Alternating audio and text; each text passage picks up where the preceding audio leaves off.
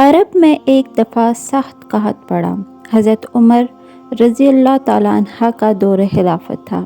آپ نے عہد کر لیا کہ جب تک گھی، دودھ اور گوشت عام طور پر بازار میں نہ فروخت ہونے لگے اور غریب آدمی پیٹ بھر کر کھانے اور پینے نہ لگیں، میں یہ چیزیں استعمال نہیں کروں گا۔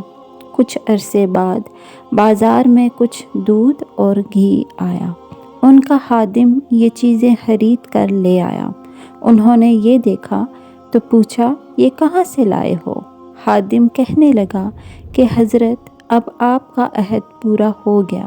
حضرت عمر نے فرمایا کہ میرا عہد ابھی پورا نہیں ہوا۔ میں تو یہ چاہتا ہوں کہ رعایا کو سب چیزیں آسانی سے اور ان کی ضرورت کے مطابق کھانے پینے کو ملیں، اس کے بعد میں اسے استعمال کروں گا۔